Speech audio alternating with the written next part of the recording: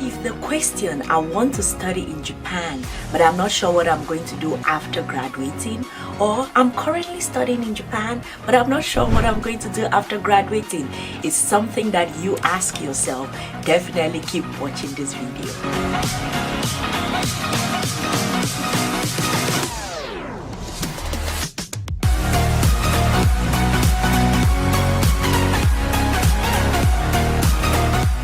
Thank you guys so much for stopping by. My name is Sylvie from studyabroadprep.com.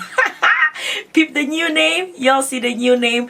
Normally it used to be learn how to get a scholarship.com, right? But guess what? The name has changed. This is called growing. This is called branding, okay? So the name has changed. It is now studyabroadprep.com. So if you go to studyabroadprep.com, you can find some more information. And if you go to the channel Study Abroad Prep, that is the new name. That's the new name of the channel on YouTube.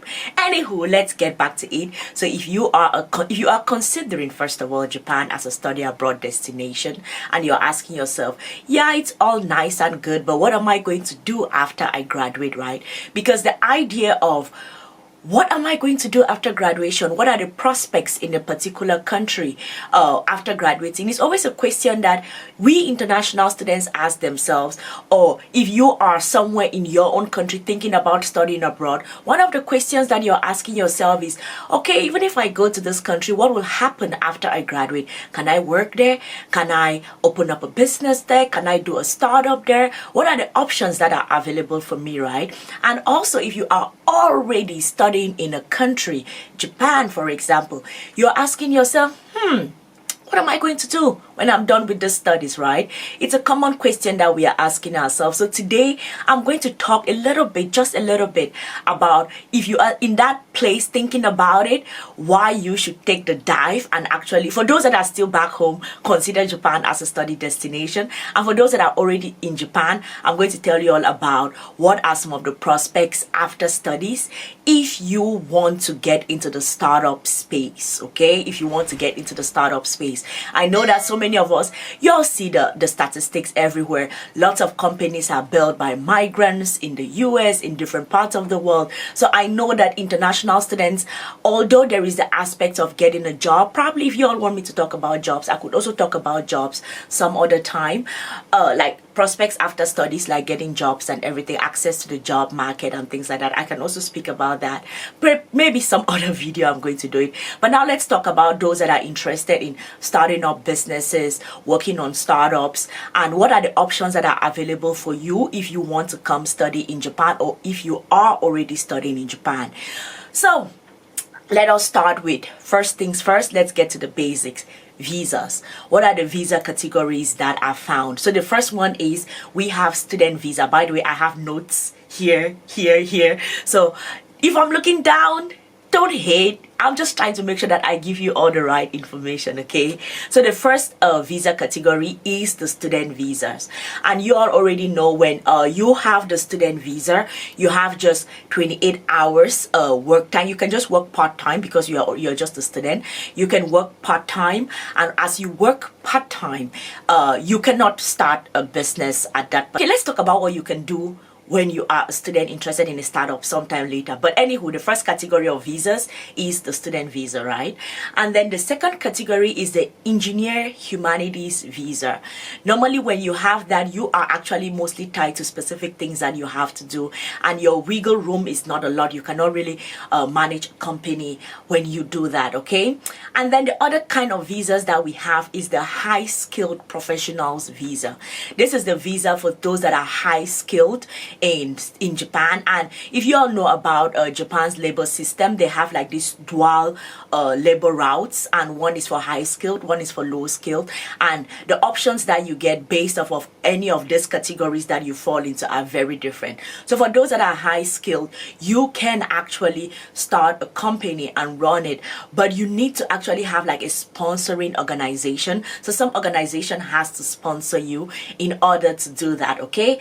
And then now let's go to the the last one, which is the startup visa category. So normally there are so many countries, like we live in a day and time where so many countries are competing for startups. Venture capital is something that is extremely important. How much innovation is actually happening is extremely important. It's one of those things that many countries are interested in investing in as much as possible. So Japan also joins the bandwagon in trying to get many people to be innovative and start companies. And it used to be extremely, what's the word, Japanized. If you all know how the Japanese system works, with so many procedures, so much paperwork, so much bureaucracy and all of those things, it still is that, but it's just that right now they are providing some kind of, they are relaxing it a bit, not much, relaxing it a bit. So what they had done earlier was that there was this 1-year startup visa program that was introduced, and everyone was like, hell no, in 1 year, what can you do in 1 year? In 1 year, you're thinking about, your startup isn't probably even mature yet. You're still probably finding your way. You still do not have everything in place. And then all of a sudden, you have to worry because your visa is going to run out, right? So that 1 year was extremely short for so many people. So there was a lot of, this doesn't make sense. It doesn't add up. It's not going to do anything for us. We need you all to rethink the plan, okay? So of course, they rethought the plan, and then they came up with this 2-year startup visas. So under these 2-year startup visas, you can actually apply for that after your studies, okay? So if you are an international student thinking about coming to Japan, know that you can, I'll tell you the universities, so you need to pay attention to these universities that I'll tell you later on, because these are the universities that the program is piloting. Like through these universities, you can now apply for your startup visa after that, okay? So under this particular visa, you have to commit like 100% to working on your startup, because they want to make sure that you have enough time to be able to build your MVP and be able to like scale your business as much as possible, okay? So normally, most people under this visa program is tied to several universities, and they have like type A universities and type B universities. Because I don't have the names of these universities off the top of my head, I'm going to get my dearest iPhone here, and I'm going to tell you all the names of the universities. So for those that are already in Japan, listen carefully if the name of your university is mentioned on this list. And for those that are not in Japan, when you are picking, if you're considering starting up, having a startup after your studies, make sure that you pick one of these universities, because if you pick one of these universities, then you're sure that that program is going to continue while you are studying here, right? So you can finish your studies. If you don't want to get into traditional work culture of getting into looking for some jobs and everything, you want to start something by on your own, this university can support you. So you can pick those universities, and through that it can support you to build up your startup when you are done with your studies, okay? So now let's talk about the universities. So these universities are actually classified into 2 different categories. You have type A universities and type B universities. So let's start with the type A universities. So under the type A universities, we have Hokkaido University. This is in Hokkaido. And then we have Tohoku University. And then we have the University of Tsukuba. The University of Tsukuba. Hey, let's give it one time for the University of Tsukuba, because guess what? That's where I'm at. That's where I'm at. So I'm about to build a startup out of it. Like, okay, you know what? Let's get back to the video. The University of Tsukuba, okay? And then the University of Tokyo. And then we have Tokyo Medical and Dental University. We have Tokyo Institute of Tech. We have Nagoya University, Kyoto University, Osaka University, Hiroshima University, Kyushu University, Keio University, and Waseda University. So those are the type A universities. I'm not too sure what are the actual differences between what are the plans for type A universities and what are the plans for type B universities. But all I know is that in this particular program that they are introducing, all of these universities, in total there are actually 37 universities, they are giving like their students the chance to have to work on these 2-year startups when they are done with their studies. So now let's go to type B universities, okay? So under type B universities, we have Chiba University, we have Tokyo University of Foreign Studies, and then we have Tokyo University of Arts, we have Nagaoka University of Tech. I'm not sure where that is. Nagaoka University of Tech. And then we have Kanazawa University. I actually know someone who teaches at this university, so it's nice to hear that. And then Toyohashi University of Tech, and then Kyoto Institute of Tech. We have Nara Institute of Science and Technology, NAIST. That's nice. Okayama University. Kumamoto University, that's down south, Akita International University, the University of Aizu, International Christian University, that is ICU. I actually know a couple of students who study there. Shout out to you all ICU students. And the Shibara Institute of Tech. I also know some people who are at Shibara Institute of Tech. And the Sophia University. Yay! I know people there also. Toyo University, Hosei University, Meiji University. I know some people there also. Rikyo University, Soka University. Oh wow! I remember doing some research about Soka University some time ago. And then International University of Japan, Ritsumeikan University. I shout out to all my people in Ritsumeikan. I know some students there. And then Kwansei Gakuin University, and then Ritsumeikan Asia Pacific University. So those are the names of the university, type B universities.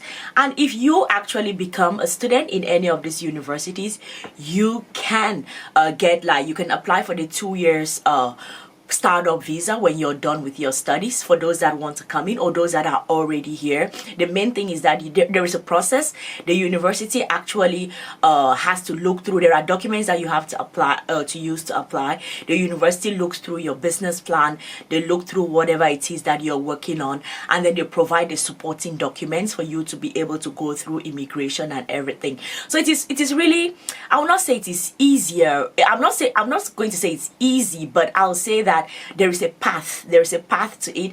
And if everyone who lives here or thinking about coming here, a lot of bureaucracy, so many steps to go through.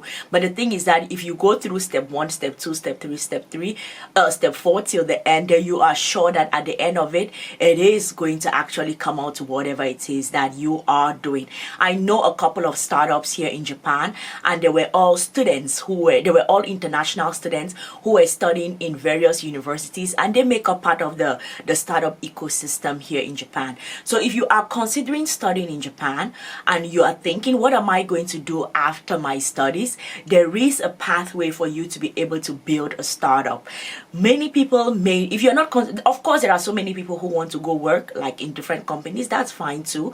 But if you know that there is a chance for you, if you are someone who is thinking about getting into the startup space, okay? And if you are a student currently in Japan, in any of these universities that I mentioned, know that if you go to I don't know what office should give you this information, but know that some office in your university has this information.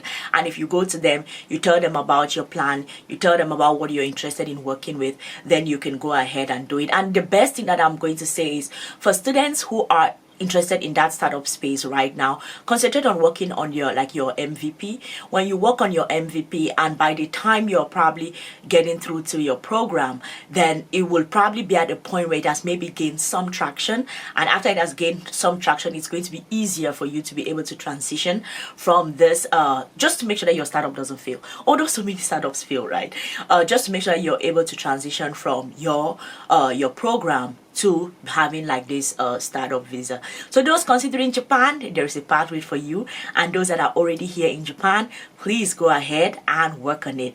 If you need more resources about, if you all want me to do more videos about what to do when you're done with your studies in Japan, let me know, and I'm going to do some research. This is actually information from some research that I did and some seminars that I attended. So if you're interested in me doing more research about this, let me know, and I'm going to do that. Thank you guys so much for stopping by. I hope that this was helpful for all of you. Feel free to follow me on social medias, and if you're not subscribed to this channel, please go ahead and subscribe. I'm going to see y'all in the next one. Cheers.